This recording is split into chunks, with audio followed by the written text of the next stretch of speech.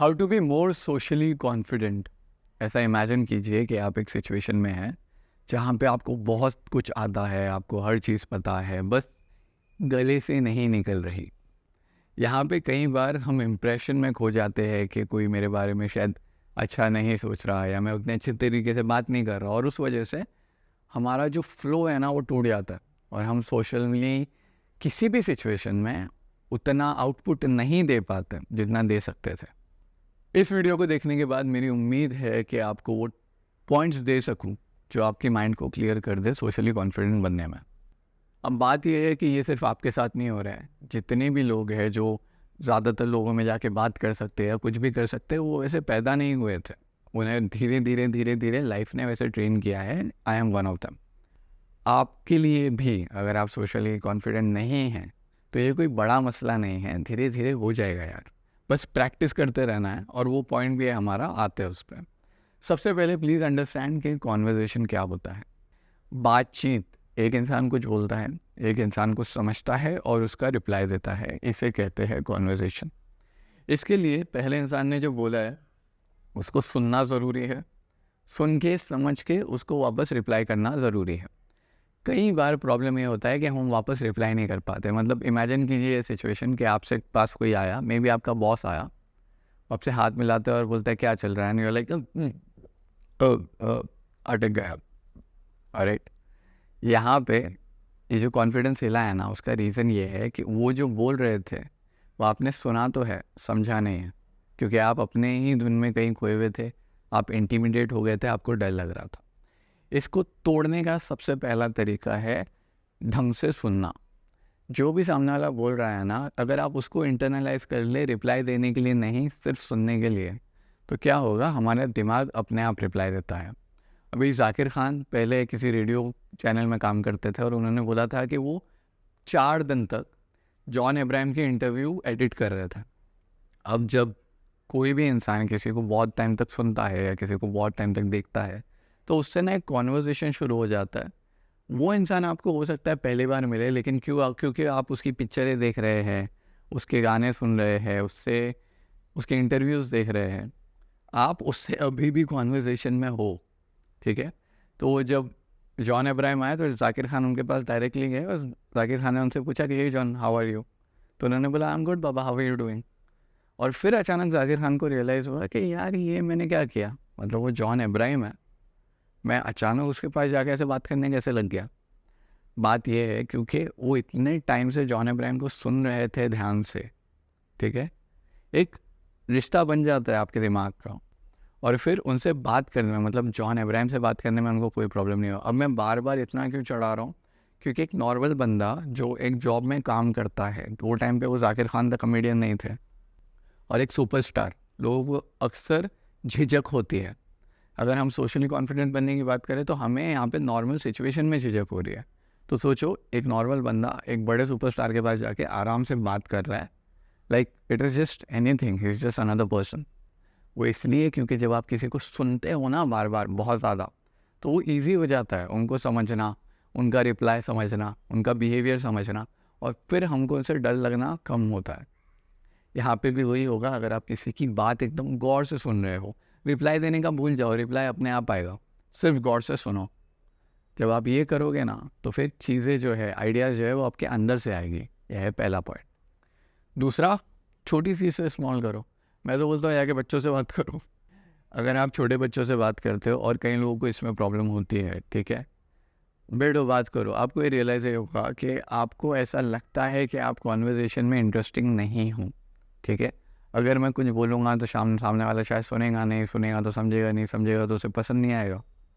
अगर आप small start करते हो, और ये स्मॉल कहीं पे भी ले लो, आप नंबर में स्मॉल ले लो, आप आपकी फैमिली में बात कर रहे हो, आप कम ग्रुप के दोस्तों में बात कर रहे हो, अगर आपको पब्लिक स्पीकर बनना है तो आप एकदम कम लोगों के सामने प्रेजेंट कर रहे हो, या तो फिर आप उन लोगों से बात करो जो उस कैपेसिटी में नहीं है कि आपको इंटिमिडेट कर सके। और ये कैपेसिटी कुछ भी हो सकती है, ये पैसा भी हो सकता है। कई लोगों को रिच लोगों से बात करने में प्रॉब्लम होती है, कई लोगों को बहुत ज़्यादा पढ़े लिखे लोगों से बात करने में प्रॉब्लम होती है, कई लोगों को अपने से बड़े ओहदे में, बड़े डेजिग्नेशन में बड़े लोगों से प्रॉब्लम होती है, और कई लोगों को नंबर से प्रॉब्लम होती है। जो भी प्रॉब्लम आपका है, हो सकता है लैंग्वेज से भी प्रॉब्लम हो, इंग्लिश, बस बात करो, ठीक है। अगर किसी की इंग्लिश बहुत एफिशिएंट है, आपको डर लगता है कि इससे इंग्लिश में मैं कैसे बात करूँगा, मत करो। जिसकी उतनी अच्छी इंग्लिश नहीं है उससे करो, फिर उससे बेटर से करो, फिर उससे बेटर से करो।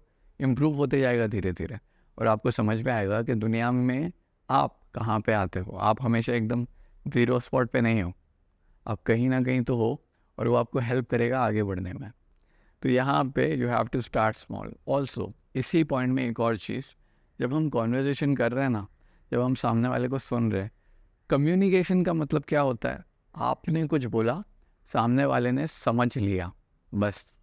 फिर आप उसे हिंदी में बोलो या इंग्लिश में बोलो, उससे ज़्यादा फ़र्क नहीं पड़ता, आज भी नहीं पड़ता। तो जब आप बात कर रहे हो, अगर सामने वाले को आपकी चीज़ समझ आ रही है, बिलीव मी, वो ज़्यादा बेटर होता है। और बिजनेस कम्युनिकेशन में कई बार इंग्लिश एक बैरियर बन जाता है, जहाँ पे हम जो दिल से बोलना चाहते हैं वो बोल नहीं पाते, हम वो इंग्लिश के जार्गन में उसे डाल देते हैं, और उस वजह से कंपनी का काम नहीं हो पाता। तो वो लोग जो ये समझ रहे हैं कि इंग्लिश बहुत ज़्यादा ज़रूरी है, इंग्लिश ज़रूरी है, आनी चाहिए, आएंगी तो बहुत अच्छा है, पर अगर नहीं आती है तो कोई प्रॉब्लम नहीं है, आप फिर भी सीख सकते हो। आपकी अंडरस्टैंडिंग, आपकी समझ, आपकी सोच ज़्यादा ज़रूरी है, ठीक है। उसके बाद में पॉजिटिव सेल्फ टॉक। कई बार ऐसा होता है, और ये मैं पर्सनली करता हूँ, जब मैं इंटरव्यू देने जा रहा हूँ या जब मैं लेक्चर ले रहा हूँ, उससे पहले ना ये ऐसा करके अगर आप खड़े रहोगे थोड़ी देर, तो आपका जो सोच का तरीका है ना, वो अपने आप बदल जाएगा। और ये मैंने हमेशा किया है लेक्चर से पहले। अगर समझ लो प्रेजेंटेशन देने जा रहा हूँ तो पीछे वॉशरूम में जाके थोड़ी देर ऐसा कर लिया। और ये मेरे लिए इसलिए काम करता है क्योंकि ये पॉस्चर मुझे बहुत ज़्यादा एनर्जी देता है। आपकी बॉडी में, आपकी बॉडी से ना आप खुद भी कम्युनिकेट कर रहे होते हो। तो जब आप लड़ने के मूड में होते हो तो आप एक जोन में आ जाते हो, राइट। जब आप किसी की बात सुनने के मूड में होते हो तो आप जोन में आ जाते हो।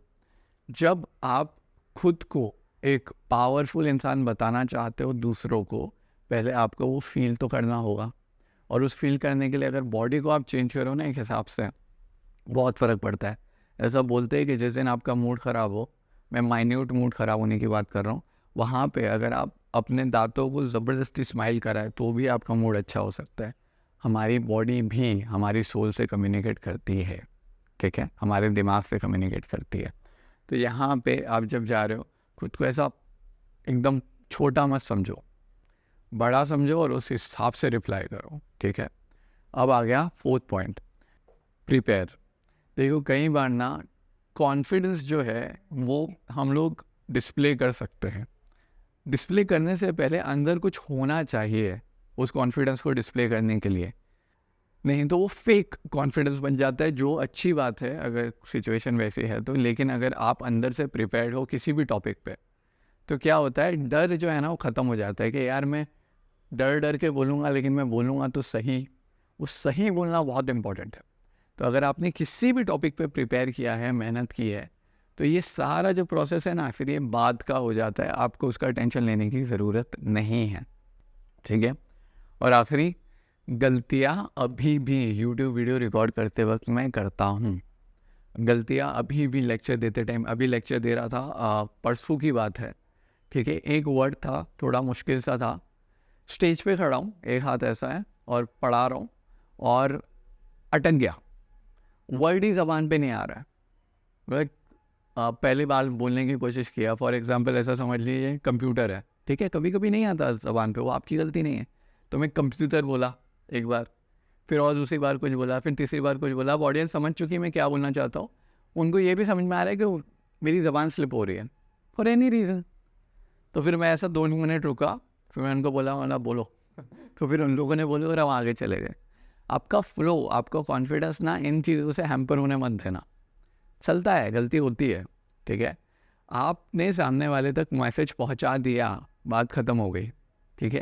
ये जो बहुत छोटी छोटी छोटी चीज़ें हैं, ज़बान स्लिप हो गई, गलती से आपने कुछ बोल दिया, कुछ समझ नहीं आ रहा है, फ्रीज हो गए, ये तो होता रहेगा, लाइफ टाइम होता रहेगा, इसका टेंशन मत लो।